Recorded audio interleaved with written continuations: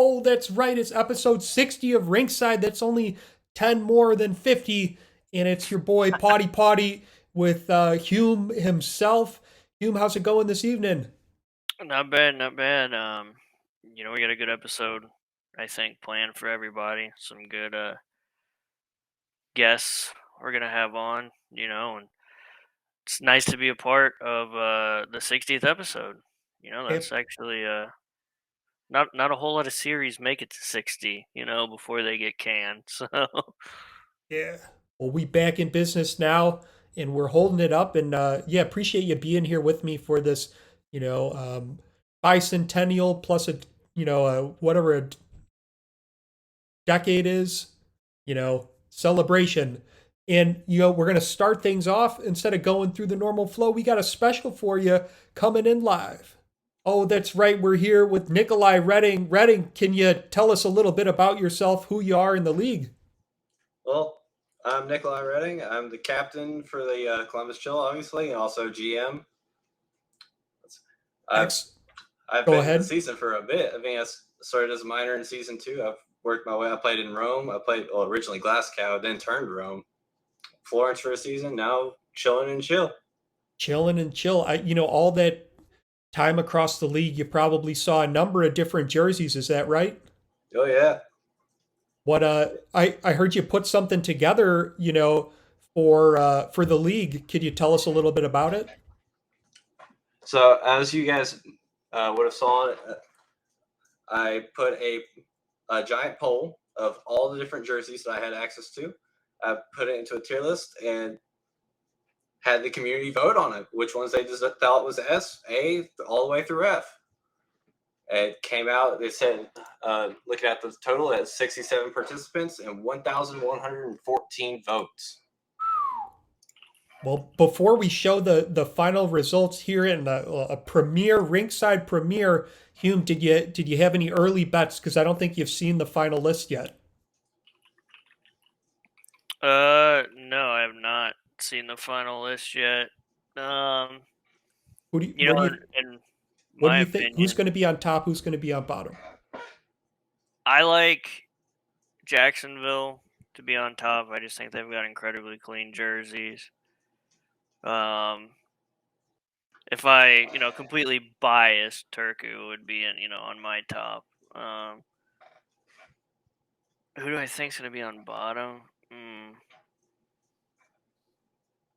For me, Manitoba, just because I don't like their brand personally. Like, what do pigs have to do with hockey? I don't know. Well, there's not a lot of Arctic creatures in the world, but I feel you there. And I think it's probably foreseeing into the future. So without further ado, let's turn our attention to the results of the tiering.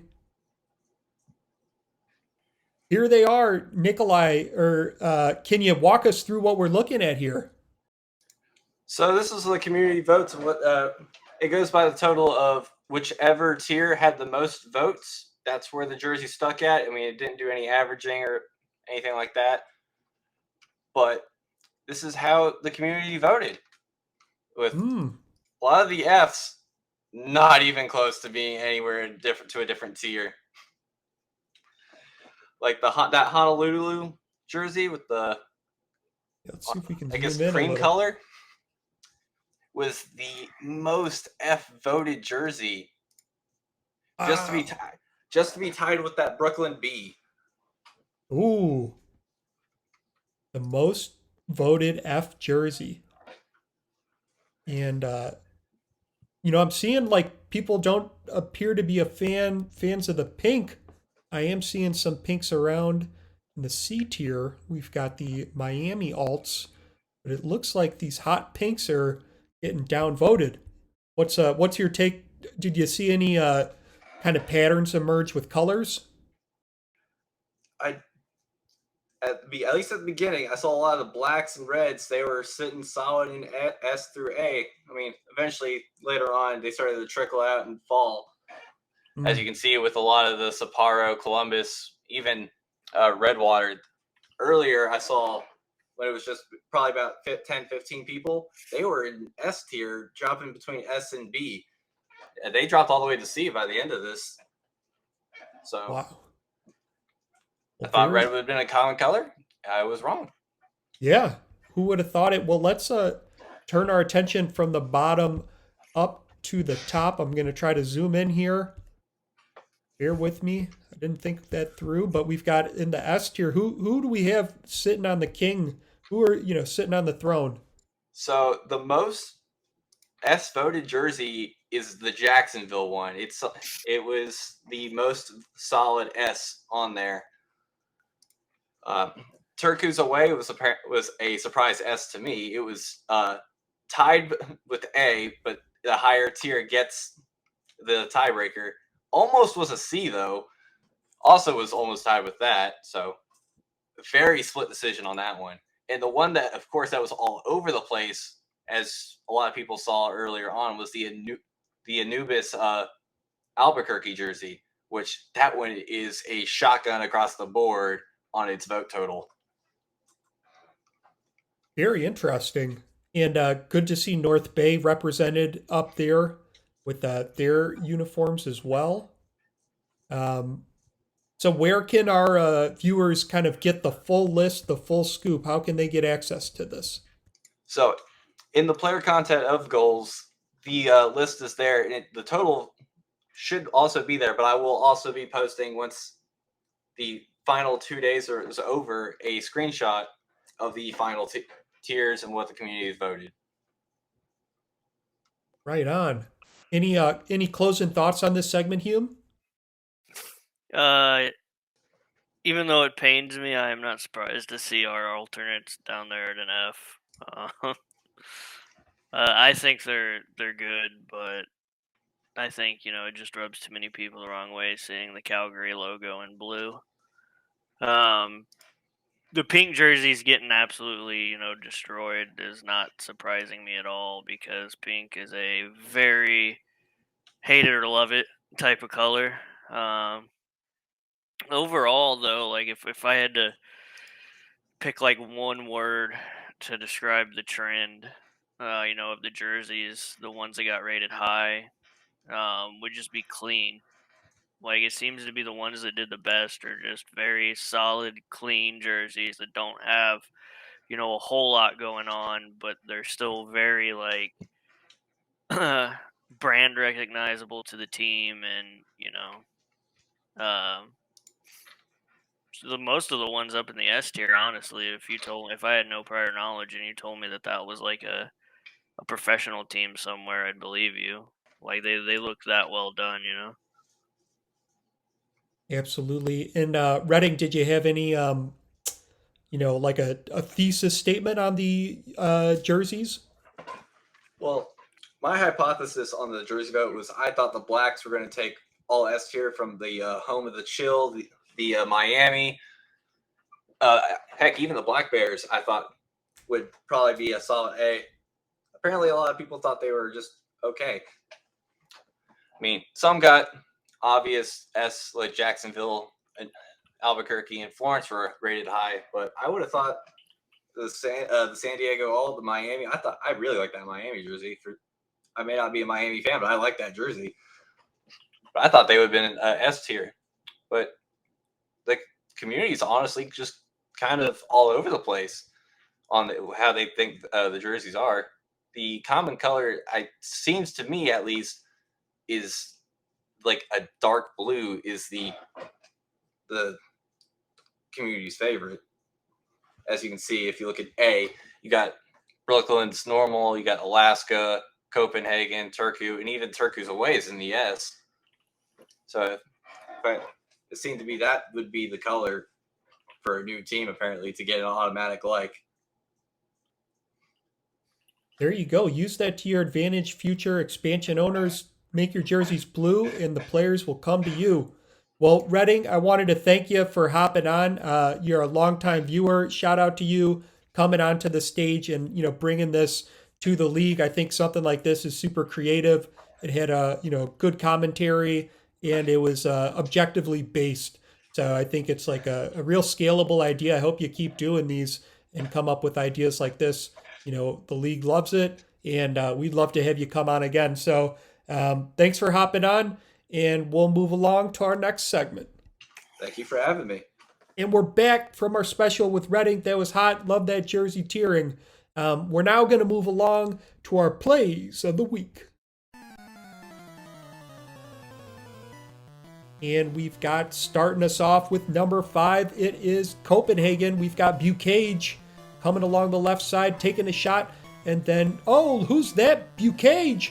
Bucage making it in. That was Adam Bucage, and assisted by Tristan Bucage. And let me just take the second one, Hume, right here, because we've got the Bucage brothers again. This one going to Tristan Bucage. In our third one, and let me tell you, you're going to see a common figure coming along. We have none other than Matt Green with his first goal. Hume, do you want to take the second one? Yeah, got San Diego winning the face-off, kicking it back to the point, kicking it out. Really good cycling. Green just taps it in on the side of the crease. Beautiful goal. Nice. And what's going down in this one? Just another rebound for Green. That's a hattie. You take him however you get him. Absolutely. And we can see, let it rain, chapeaus. That's probably my favorite line. And, if I remember right, I think he was saying that was only the second hat trick of his career. Yeah, I believe it was his third. Could be Third, second. yeah, don't quote me. It was second or third. I know that it's been a while since he's had one, so Yes. you love to see it. Love to see it, and I love to see our standings, which are up and live for most teams, but we at least have 18 games entered. So the floor is, only a 2-game differential for things. But going in the Rocket, and remember, if you want your stats updated, don't just, talk about it. Take an impact. Why don't you join the stats team today? Contact Doug Britton, and he'll hook you up with big points and even a larger impact in the league. First off, Las Vegas with 27 points. They're ahead of Honolulu with 24. And then there's a close race between Alaska and Columbus with 23. 1 point off of them is Manitoba with 22. San Diego coming in with 20. And then there's 17 and 17 for Tennessee and Albuquerque, only 3 points behind San Diego. And then we've got North Bay at 16 and Sapporo with 11. So, if you look at things, you're having a strong lead that's kind of maintained, but you're seeing some new emerging teams like Honolulu, really get up there. You're seeing Columbus and Manitoba. They're surpassing teams like San Diego and Tennessee, Albuquerque, North Bay, rocking at the bottom, but they are at the top of the jersey tiering, so that's going for them. And then Sapporo, unfortunately at the bottom, but, things are on the horizon for this team. I've got hope, whether it's not this season, in the future. They've got great leadership and building a strong base of committed players. So long-term perspective on that one. What's your take on this, Hume? Like you said, it's nice to see Honolulu, kind of shooting up in the standings and shaking it up there at the top. In past seasons, that conference is really just been, who can beat the other one more between, Vegas and Alaska. So it's good to see a third team get right up in that race. Right on. Well, what's going down in Mr. Hockey? It's kind of the same as it has been this season, with Florence and Jacksonville just really establishing themselves as the cream of the crop of this conference. Boston's lagged behind a little bit, it looks like, but they're still within spitting distance of that top two, and then just a pretty big points gap until you get to the fourth place team, where as we're at now, with not 20 games in for everybody, you got what, 1, 2, 3, 4, 5 teams tied at 18 points. So that's the Mr. Hockey's going to be a rough, just knockdown, drag out fight all year of a conference. Even the bottom team, Brooklyn is 2 games out of a playoff spot. Whereas you look at the other conference, the Rocket, Sapporo's, at the bottom, and they got a little bit more of a gap to fill to get to that last playoff Mm. spot. But it makes for exciting hockey. Every game matters, which is, what you want in these kind of leagues, to keep people watching, keep Yep. keep engagement, going. You don't want to have just a bunch of cream puff teams out there just serving up dubs to everybody else. That's right. Keep the cream puffs to Christmas. We want the real thing. And I must say, I remember going to grandma's for Christmas, and she would have these cream puffs that she'd freeze in the freezer. They were so good, man. So, shout out to cream puffs. All right. All right. So let's take our attention from the standings to our league leaders. I can start us off with goals. General Cornwall now tied with Nolan Nordstrom, and the Black Bears and the Firebirds also tied with Racer X from Alaska. Shout out to Racer X showing Krieg how it's done. When it comes to assists, we've got Preston Garvey and Trevor Lopez, both from Florence, with a 14 a pair. And right behind them are Bailey Harper and Oliver Price with 13. When it comes to points, Oliver Price and Trevor Lopez are in the lead. So shout out to Honolulu and Florence. And right behind them, we've got Gerald Winkler from Alaska. So, pretty interesting to see Gerald Winkler not be at the top of really any of these boards, but together is only 2 points behind in the race. Whereas Trevor Lopez, you can see on the assist leader, and then Oliver Price pretty close behind there, on the assist marker. All right. Let's talk about the next section, time on ice leaders. One second. I gotta pull it up. I'll take this one. You let me know when you're ready. I've got Jace Taylor with the most time on ice, surpassing Johnny Blades. So that's interesting. And all of these being defensemen. You got this? Yeah, I got it up. Yeah, I mean, it's been that way the whole year. It's just the nature of the game. The top 10 time on ice leaders are always going to be defensemen. We got Grizzle Bear Nordstrom tied for one with a nice 69 shots on goal apiece. Nice. Followed by Ray Bob Diddle at 62, Heather Gray at 61, and Adam Banks rounding out the top 5 at 60. Power play goal leaders, Racer X, once again, for a second week in a row, right up there at the top of the power play goals. If you take a penalty and he gets on the ice, I would just automatically assume you're giving one up. And then just a whole slew of people tied at 4. Wiseman, Henderson, Leathers, Dragon, Cornwall, etc. It's kind of the same for shorthanded goals. I don't think it's really changed too much from last week. We're just a bunch of people with 1. It is surprising to me that nobody's grabbed 2 yet. Yeah. But I'm sure someone will, by the end of the season. Somebody will have 2 or 3. Well, looking into the Rinkside crystal ball, you heard it here first. It's going to be 3 or 2. But when it comes to the big hits, we've got none other than Doug Britton with 86. Right behind him, Jace Taylor from North Bay. And Jace Taylor was the one that was the most time on ice. So, utilizing those minutes appropriately. But when it comes to the name big hits, you'll find him still at the top of the penalty minutes leaders. And right behind him is Brett Solberg doing his best to lay down the punishment. His puck possession time leaders, Isaiah Palomares, is right ahead of Adam Wiseman. So nice job possessing that puck. And when it comes to plus minus, we got JQ with 19 on the Firebirds. And then Svechnikov, who is a defenseman. Oh, I guess JQ is a defenseman too. Svechnikov, Diddle, and Garrett Jr., all with 17 a pair in the plus minus. No surprise that the top 2 teams in the league with the 2 best goal differentials have, firm possession of the top 5 spots on plus minus.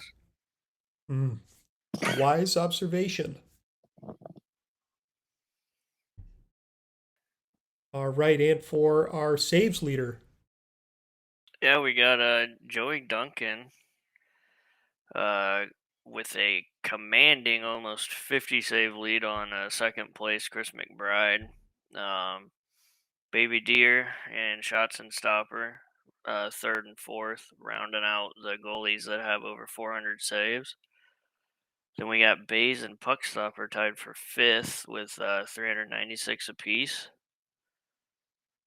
One thing that is really surprising to me, and just want to give them a shout out, is Baby Deer being number one in save percentage. You would figure that the goalie that would be number one in save percentage would be one of those, like season 1, season 2 goalies that are all 99 rated and have been around for forever. Yep. So it's cool to see someone. I mean, not taking anything against those guys by any means. It's just interesting to see somebody that's younger in their career grabbing that top spot, and definitely somebody whose career I will watch with great interest. Absolutely. Twin Screw leading the league in shutouts, just going to show how potent that Florence defense is. Duncan coming in with 3, then a bunch of people with 2.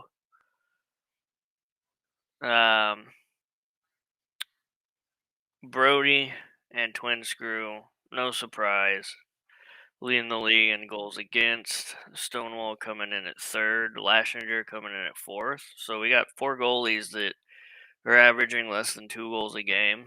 So defense is not dead in goals. I don't care what anybody tries to tell you. No, it's not. What when it comes to our rookie leaders, still up there and by a wide margin, Nacho Sicario with 6 goals, 3 goals ahead of Robin Sparkles, who's also tied with Luis Mendoza and Demarcus Watson. What do you think about these rookies, Hume? I mean, Sicario is just proving that they're a well balanced player. 6 goals, 6 assists, 12 points. Just really producing for that Copenhagen team. Absolutely. Shout out to Nacho Sicario. Comes to transactions, let's we got a release of Cedric Burke from the Stags and the Tropics, and then Paul Heyman, also getting released from the Magic. Flame Dragon, Jason Krantz from Glasgow getting dropped. Keanu Martino left the server on the Tropics. Bill O'Bear from the Sinners. Jan Lasic from the Finns. Darren Hall, Milan Lusic from the Navigators. And then we see some some bad news, but some good news. We're seeing the call up of Fritz Steiner, Enzo Cacciatore to Black Watch, Big Lime to the Tropics, Adam Gallagher to the Sinners, Brendan Barboa to the Finns, and the Stag signing Billy Silly. So, there are times of peace, there are times of war, there are times of departures, and then there's times of, vertical elevation. So, shout out to the players that are stepping up in the league, and so long to the ones that are no part of it. Any take on this, Hume? Yeah, there's unfortunately, some good names in there leaving the server, getting cut. We were at Turku, unfortunate on that end with losing Lasic, who's been our goalie for several seasons, and having to call up Barbo, who we are definitely happy with. We had some discussion with Barbo before we picked him up, just because we kind of knew we were probably losing Lasic after he missed several progressions in a row. So we're happy with the player we got. It's just no slight to them, no offense meant. It's going to be a little rough at the start, just while they build their overall and skills up. Yep, absolutely. Well, let's move along to our interview with a recent call up. Um, maybe not to the pros. All right, I'm going to do that again. And now let's move along to our interview with Sponge Scrub. Oh, that's right, and we're here with the world famous Sponge Scrub. Mr. Scrub, can you please tell us a little bit about who you are in the league? Hey guys, yeah. Just recently I am become co-owner of Glasgow, but before that I was just a humble player in the land of goals. Started in the minors with Saskatoon, coached with them, and then I got drafted to Redwater by Coco Raccoon, Cornwall, and Jack Hammer. And I've just been with them since day one, and then so here we are. Very nice. Yeah, so I gotta know. I think Potty's gotta know. I know the people want to know what's behind the name Sponge Scrub. It's a pretty old name. Honestly, I don't even know what the original intent was. I think something like when I was playing some games back then, I was trying. This was, I think it was originally an alt account, and people was like, what can I put like a scrub in my name, just kind of like a play on me being bad at it. And then what do you scrub with? Oh, it's a sponge. Okay, a sponge scrub, and then it's just kind of stuck with ever since. Right on. Nothing too exciting with it. It's a it's a sweet name. I'm trying to think of any puns I can make. I could play on words with porous or something, but I think you're owning it, and I think it's really cool. Um, so I'm curious. You've already talked about yourself in the minors in Saskatoon, and shout out to the farmers. I remember when I was on the Atlantic Bucks, those would be our That's like right. arch Yep. rivals, and like those were the days. Um, but I'm curious. You talked about Coco Raccoon kind of recruiting you to the Black Watch, like what or to the Redwater. What kind of took you on to the team? Well, I was pretty. I remember back in the draft, there was a few teams reaching out. Um, if I had interest in them, I was actually pretty happy to join any team. I think in particular they were looking for someone that could take on the coaching role, and so before then I did like I think 2 seasons, 2 or 3 seasons with, well, the one season that I played, and then I carried on after one more after that, I think. And yeah, so I believe they were looking for a coach, and so when I joined on, I took on the head coaching role, and I still am to this day. Uh, ever since we even transitioned to Glasgow, so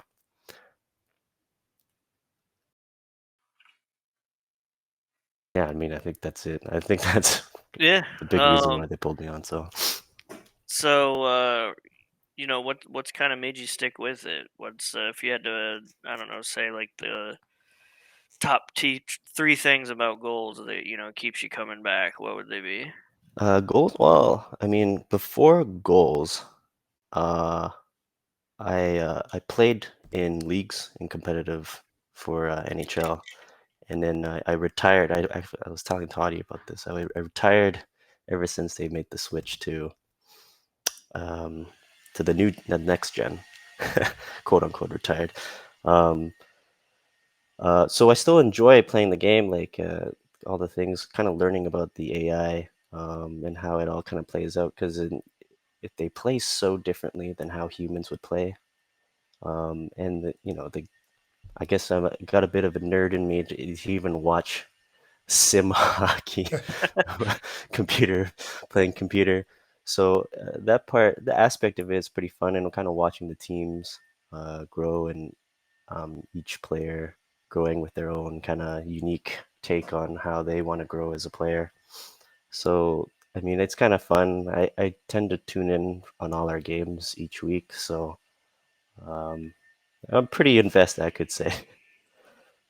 Feel the same way. I watch every one of the games for the Maccabees, and though I've like after becoming an owner, I like decided that I wanted to like hire a specialist to do like lines and strategies that knew a little bit more than I did. But I still feel invested in the players and like the overall like fiber of the organization. So it's cool to hear that. I'm curious if you could talk about growth. Like, how is the team doing this season?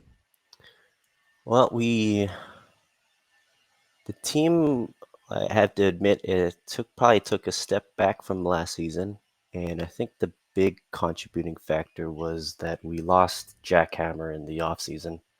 Hmm. And I mean, that's just really the byproduct of the cap situation that we have in this league. And so you just, at some point, you just can't keep signing on everyone until they reach 99 overall for the whole team. Um, but said that, I think we're still kind of firmly uh, in the middle of the pack. And I think we got a really good chance to make a push. Um, well, I strongly think we're going to make the playoffs, first of all. And then after that, I'm pretty sure we can still kind of get a good challenge to go deep in the playoffs. So I have pretty big faith in the team. Um, so yeah, I think. Yeah, that being said, you got any news that might be Rinkside worthy for us? Like, anything about a certain trade that happened? So yeah, I guess we could probably share this. It's going to be pushed through on the next weekend, but we felt like we needed to make some moves. Like I said, we did take a step back, and we wanted to um, make some moves to kind of bring us back to where we felt like we could be. This roster is admittedly kind of getting old. We got Coco, Kevin Say, Jonesy, Paka, Constantine, Green. They're all kind of nearing, I don't know, within 1 to 2 seasons. And even myself personally, I plan on making a second player in the off season. So that's going to set me a timeline that's 2, 3 seasons, and I'll be done for this player. So this is basically the time to push for a deep playoff run. We're trying to get that cup, and we've made a trade with Miami to grab 2 players, Hoffermeyer and Lindros Jr. to help bolster our back end, and I'm hoping that will give us that extra boost to kind of climb the standings leading into the playoffs. And yes, it totally will. You got two super impactful players, and on our end, we're super excited to be welcoming Clyde Mayweather and Dan Norris into the Maccabees organization for the I think like things like this with dynamics and timing can really work in favor of two teams. So I'm glad we came to a mutually beneficial outcome on this. And so shout out to all the players involved. We're all looking forward to it. Aside from the recent news, I am curious, like, um, you know, uh, what has your relationship been with Jess? Like, why has it been successful? Um, The co-owner, I forgot to mention that. yeah, yeah. Well, Jess took on as owner. I think was it just last season, the year before. No, I think it was last season when I believe Corn and Jack were the previous owners, and they kind of wanted to step away from ownership or managerial duties. Hmm. And we kind of made the rebranding from Redwater to Glasgow. I mean, to be honest, from the beginning, I kind of wanted to just kind of have a somewhat hands-off approach with the just sticking with coaching, but it seems like um, it's kind of expanded upon that. I mean, I've had a good relationship with Jess. We've kind of shared ideas together. Um, and just kind of figuring out each other out. So yeah, nothing but positive things to say about Jess. And yeah, only recently he kind of offered me to become co-owner, and I said, yeah, why not? So here I am. Yeah. Yeah. So, where do you see the league being at 5 years from now? Where do I see the league? Well, I mean, it looks like we're growing at a pretty rapid pace. Um, I'm sure. Well, yeah, pretty rapid actually. Like when I first joined, it was only like 8 pro teams, maybe less, 6 pro teams, and then almost every 1 or 2 seasons since, it's been expanding with what 4? It's 8 expansion teams now, I believe, since I joined, plus like 3 more minor teams. So I mean, if looking at this trajectory, this league's going to get quite huge. I can only imagine what it could be in 5 years. Honestly, I think the only limiting factor is what the goals staff is able to handle. Yeah. Can we get enough streamers? Can we get enough personnel to create the players? I feel like maybe there might be a cap at some point where they just say enough is enough. We can't handle this. So In my opinion, if I was gonna put a hard cap on it, just to kind of make it, parallel reality, 32 pro teams. Well, that's just my opinion. I have no actual say I mean, in any of 32, that. that's it boggles my mind. I mean, we're at what, 20 right 20 now? right now, yeah. And you're almost, that's like 50% more. That's a lot of, you're almost going to be streaming games 24/7 at this rate. Yeah, I So mean, if somebody could ever figure out how to have, like goals red zone, then you can do it. true, yeah.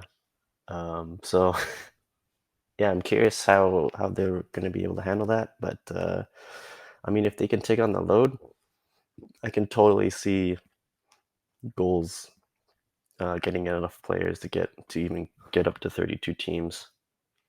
Definitely. So it's I think it's really limited by the bandwidth that the staff can do.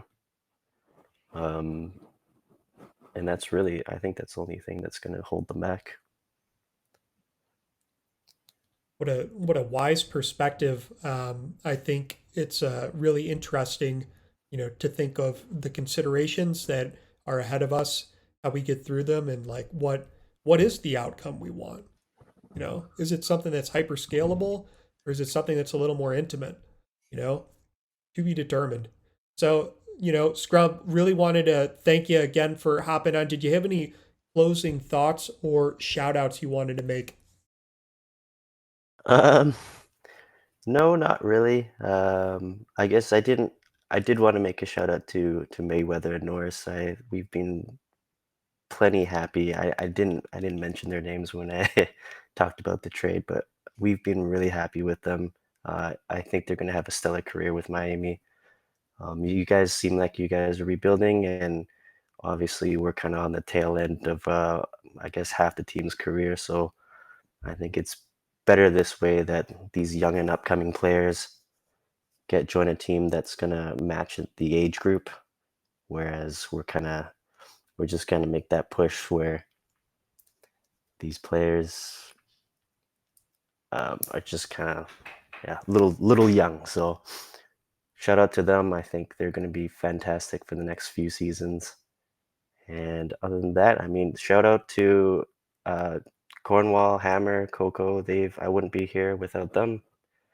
Um, uh, Clearly, we've kind of gone our separate ways since we've kind of rebranded to Glasgow.